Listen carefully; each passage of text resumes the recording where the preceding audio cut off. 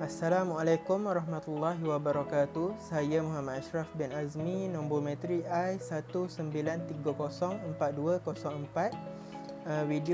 Tajuk video kumpulan kami pada hari ini ialah kesan COVID-19 pada aspek pendidikan. Pandemik COVID-19 yang berlarutan sehingga kini menjejaskan pelbagai sektor di dunia ini. Lebih-lebih lagi di dalam sektor pendidikan. Wabak ini telah menyebabkan berlakunya jurang digital dalam kalangan para pelajar kerana ianya mungkin akan menyebabkan mengalami keciciran dalam pembelajaran mereka. Ini bermakna sektor pendidikan akan terjejas pada tahun ini dan mungkin akan terjejas pada tahun-tahun yang akan mendatang. Sekiranya penjarakan sosial seperti yang diperkatakan oleh WHO ini berlanjutan hingga masa yang lebih lama, maka adakah tidak boleh untuk kita melakukan sesi pembelajaran secara formal? Secara teorinya tentulah tidak, kerana kita telah beranjak dari revolusi 1.0 hingga ke revolusi 4.0 di mana penggunaan tenaga elektrik, pengenalan tentang internet dan kini kita sudah berada dalam era kecerdasan buatan. Maklumat yang terdapat di hujung jari perlulah dimanfaatkan sepenuhnya bagi memastikan bahawa sekiranya mereka tidak dapat hadir ke pusat pendidikan masing-masing, maka pusat pendidikan itulah perlu hadir kepada mereka dalam mod yang pelbagai, tertumpu dan berbeza. Seterusnya, ahli kumpulan saya akan menerangkan secara terperinci kesan wabak COVID-19 pada aspek pendidikan, negatif maupun positif. Dan saya mempersilakan ahli kumpulan saya yang seterusnya itu untuk memberikan hujah mereka. Itu sahaja daripada saya. Terima kasih. A'udzubillahi minasyaitonirrajim. Bismillahirrahmanirrahim. Assalamualaikum warahmatullahi wabarakatuh. Nama Muhammad Amzar bin Aminuddin, nombor metrik I19304225. Okey. Gejala COVID-19 ini memberi kesan kepada institusi pendidikan. Antara kesannya adalah cabaran pendidikan semakin rumit. Bermula dengan penutupan sekolah di China pada Mac 2019, tempat bermula wabak virus pandemik COVID-19. Diikuti dengan penutupan sekolah di kebanyakan negara termasuk Malaysia. Penutupan sekolah akibat COVID-19 dijangka memberi impak kepada pendidikan dan kesejahteraan ekonomi pelajar yang terkesan sepanjang hidup mereka. Itu antara intipati laporan penutupan sekolah akibat COVID-19 oleh Pertubuhan Pendidikan, Sains dan Kebudayaan, Pertubuhan Bangsa-Bangsa Bersatu, Tabung Kekanak-kanak Pertubuhan Bangsa-Bangsa Bersatu dan Bank Dunia membabitkan lebih 150 negara antara Mei hingga Oktober tahun 2020 yang lalu. COVID-19 meninggalkan kesan teruk terhadap pendidikan kanak-kanak, terutama di negara miskin. Penutupan sekolah berpanjangan turut menyebabkan pelajar dan negara bakal kehilangan jumlah besar sepanjang hidup mereka. Ini menggambarkan betapa teruk kesan penutupan sekolah, malah menjelaskan beberapa langkah diputuskan kerajaan dalam membentuk dasar untuk menerus semula hari persekolahan yang hilang. Dilema capaian internet di Malaysia, sebanyak 52% di Sabah tidak mempunyai akses internet dan telefon pintar, komputer atau peranti mudah alih lain untuk memastikan sesi pembelajaran dan pemudahcaraan, iaitu PDBC, dalam talian sejak berjalan lancar sepanjang Perintah Kawalan Pergerakan, iaitu PKP, yang memasuki fasa keempat sejak dikuatkuasakan pada 18 Mac. Hal ini, pemimpin perlu mempersiapkan diri dalam segala aspek apabila berhadapan dengan dunia yang berubah-ubah agar dapat mengadaptasi apa jua keadaan. Sekian dari saya. Terima kasih. Assalamualaikum warahmatullahi wabarakatuh. Saya Muhammad Badi'ul Zaman bin Muhammad Baharudin, nombor metrik I19304160. Hari ini saya akan menjelaskan serba sedikit kesan COVID-19 terhadap aspek pendidikan. Antara kesannya ialah kesan sosial dan emosi terhadap pelajar disebabkan proses pembelajaran secara atas talian.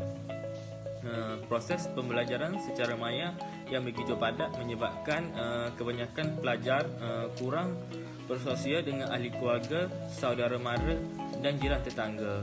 Perkara ini terjadi kerana mereka perlu memberi perhatian sepenuhnya terhadap kelas secara maya yang tidak teratur.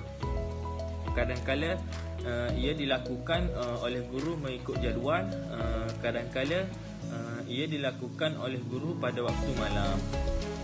Kerana guru-guru terdapat kekangan lain yang menyebabkan mereka tidak dapat melakukan mengikut jadual yang tidak ditetapkan oleh sekolah. Selain itu, para pelajar juga tertekan kerana masalah jaringan internet yang lemah, terutamanya bagi pelajar yang tinggal di kawasan pendalaman. Jaringan internet yang lemah juga akan menyebabkan pelajar tidak dapat menyertai kelas dalam masa yang sama, menyebabkan mereka tertinggal mata pelajaran yang diajar pada saat itu. Itu sahaja daripada saya. Sekian, terima kasih. Okey, Assalamualaikum warahmatullahi wabarakatuh. Nama saya Muhammad Badrul Amin bin Kamarudin, nombor matrik I193042119. Jadi hari ini saya akan membahaskan tentang tekanan yang dihadapi oleh pelajar disebabkan open and distance learning, atau secara ringkasnya dipanggil sebagai ODL, ataupun dalam bahasa Melayu disebut sebagai pengajian atas talian. Okey, semua sedia tahu dalam beberapa tahun semenjak ini Malaysia telah dilanda dengan wabak COVID-19. Bukan Malaysia saja tapi di seluruh dunia. Jadi supaya tempoh COVID-19 bersentuhan ataupun bersemuka telah diterhadkan kepada yang berkeperluan sahaja, termasuklah isu dalam pendidikan di Malaysia ini. Jadi pihak kerajaan telah mengenalkan satu penyelesaian, itu ODL ataupun pengajian atas talian bagi pelajar. Maknanya sepanjang tempoh tersebut pelajar tidaklah tenggelam ataupun termundur daripada berbelajar. Jadi apakah kesan yang ataupun tekanan yang dihadapi oleh pelajar ketika zaman pandemik ini? Okey, yang pertama sekali adalah faktor paling besar iaitu terdapat masalah gangguan pada liputan internet. Ini terjadi kepada pelajar yang mana pelajar itu duduk di kawasan yang pedalaman, iaitu jauh daripada bandar, yang susah mendapatkan liputan internet.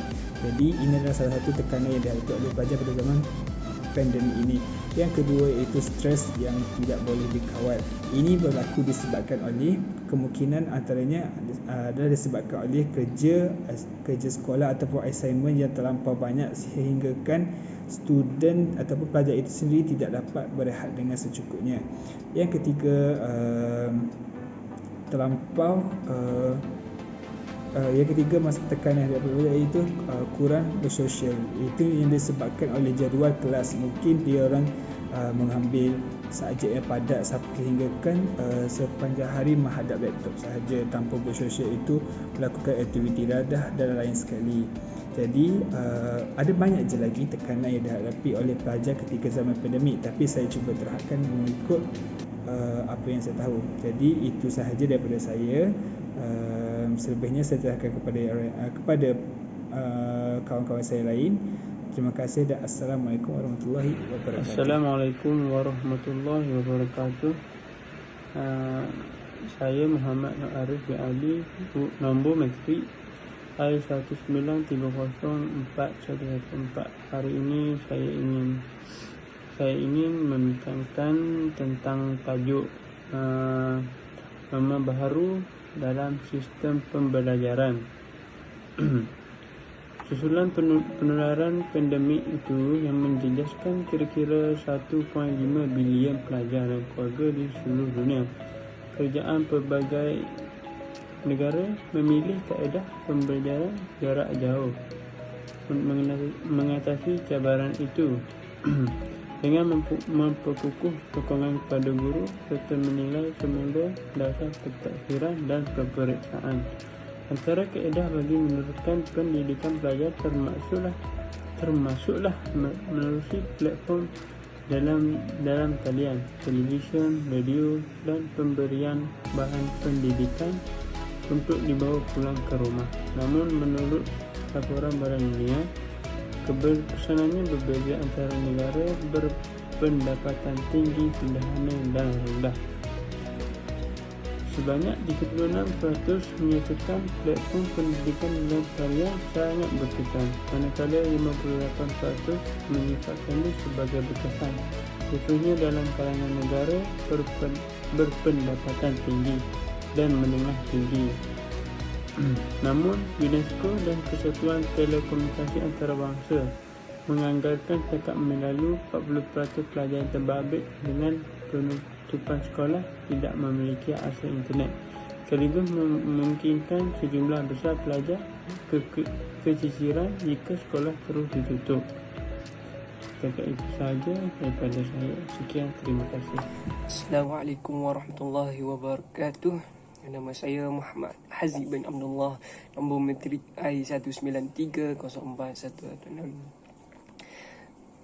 Hari ini saya akan menjelaskan sedikit kesan COVID-19 pada aspek pendidikan. Antara kesan COVID-19 ke atas aspek pendidikan ialah pelajar akan kurang mendapat latihan dan pengalaman kerana kebanyakan proses pembelajaran adalah online. Ada setengah pelajar yang lebih gemar dan selesa untuk belajar secara face to face kerana mudah untuk bertanya soalan sekiranya tidak memahami soalan tersebut. Belajar secara online ini tidak seperti yang disangkakan oleh sesetengah pihak. Belajar secara online adalah sesuatu yang bebas dan tidak diawasi. Jadi adalah sangat mudah untuk pelajar hilang fokus atau bosan semasa proses pembelajaran dilaksanakan.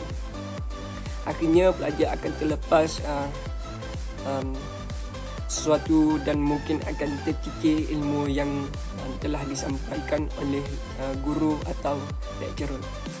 Di sini kita akan lihat pengalaman dan latihan yang pelajar dapat secara online tidak seperti apa yang boleh didapati secara face to face.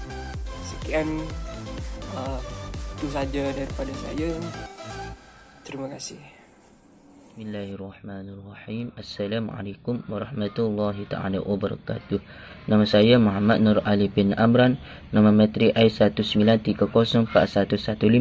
Pada hari ini saya akan menerangkan poin yang terakhir bagi tajuk yang kami pilih, iaitu bab pendidikan dalam aspek kesan gejala COVID-19 dalam pembangunan hubungan etnik. Jadi poinnya ialah menambahkan kemahiran pelajar dalam bab ICT, di mana pada sektor pendidikan yang selama ini bergantung kepada aktiviti pengajaran dan pembelajaran iaitu PDP secara menyeluruh akibat pandemik COVID-19.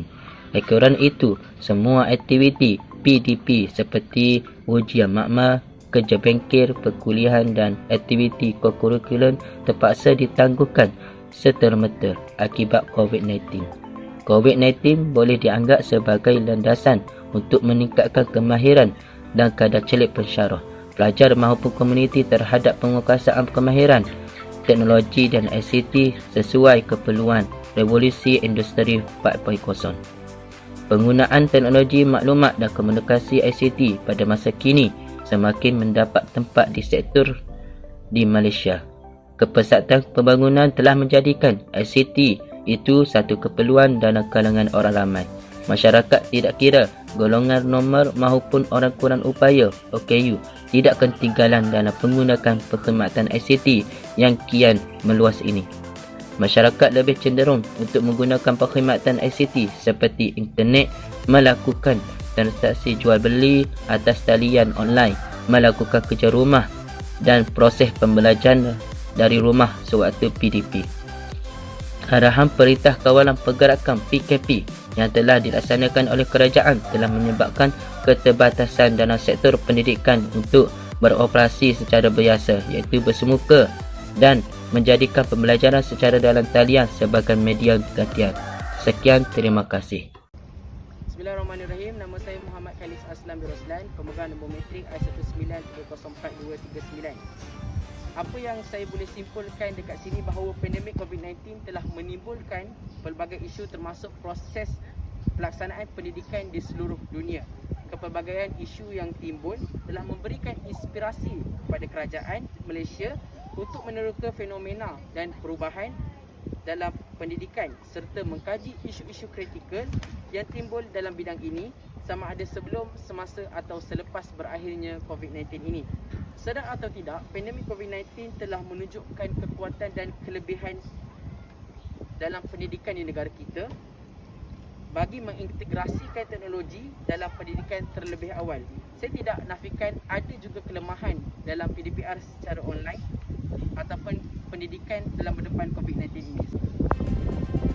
Saban hari kita mendengar keluhan guru, ibu bapa bahkan pelajar sendiri berkaitan dengan keciciran pelajaran sepanjang PDP online ini berlangsung. Banyak faktor yang menyebabkan keciciran pelajaran, antaranya wujudnya sebahagian keluarga yang miskin yang menyukarkan untuk membeli telefon pintar, apatah lagi untuk mengakses internet.